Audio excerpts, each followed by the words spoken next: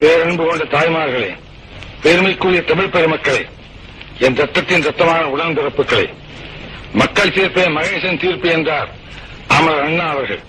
அதைத்தான் மக்களாட்சி தத்துவமாக அறிவித்தார்கள் அரசியல் அறிஞர்கள். மக்களுக்காக, மக்களால், மக்களை அமைத்துக் கொள்கிற ஆட்சி மக்களாட்சி. அந்த மக்களாட்சிக்கு அஸ்திவாரம் போன்றதுதான் மக்களின் வாக்குரிமை. அந்த வாக்குரிமையின் மீது எழுப்பப்படும் அற்புதமான மாளிகைதான் நல்ல அரசு. அந்த அரசு நடத்தும் ஆட்சிதான் மக்களாட்சி. அத்தகைய ஆட்சி நடத்தும் பொறுப்பில் அமர்கிறவர்கள் வல்லவர்களாக இருந்தால் மட்டும் போதாது, நல்லவர்களாகவும் இருக்க வேண்டும். நயம் மிக்கவர்களாக இருந்தால் மட்டும் போதாது, நாணயம் மிக்கவர்களாக இருக்க வேண்டும்.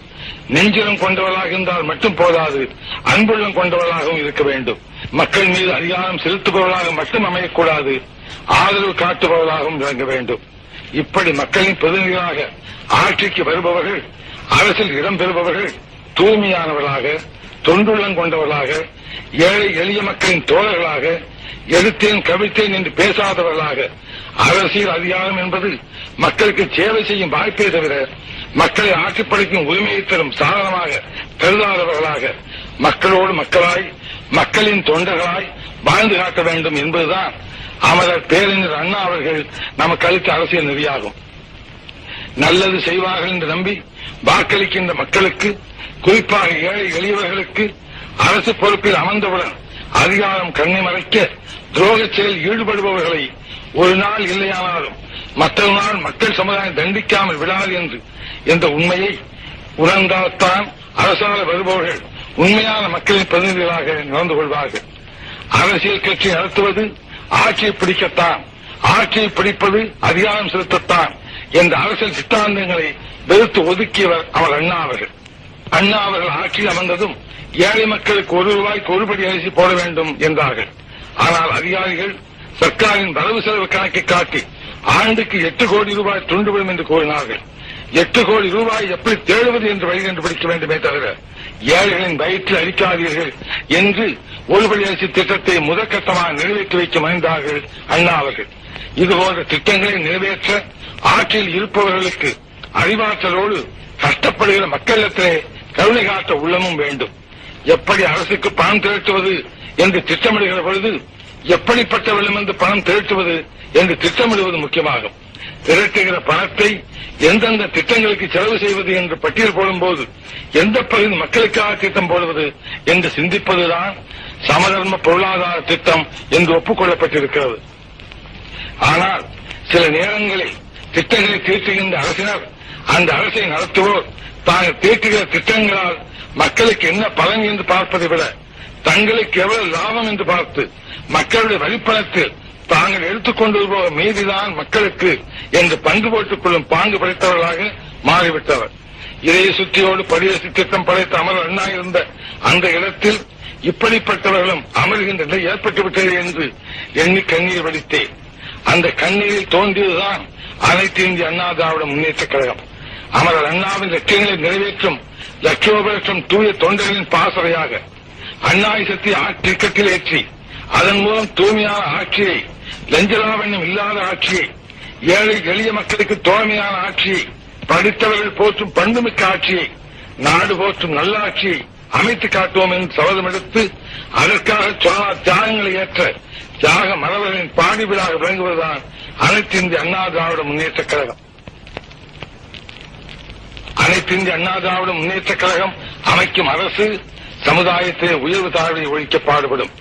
ஜாதியினாலே, மதத்தினாலே பேதங்கள் கற்பித்து மக்களிடையே பிளவை ஏற்படுத்துகின்ற மூட நம்பிக்கைகளை அகற்ற பாடுபடும்.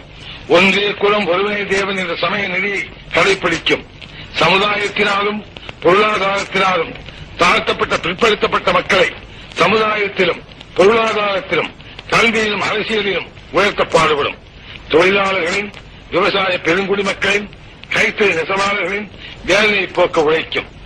சக்திக்கேற்ற உழைப்பு, தேவைக்கேற்ற வசதி என்ற சமதம் பொருளாதார சித்தாந்தத்தை நோக்கி திட்டங்கள் தீட்டப்படும்.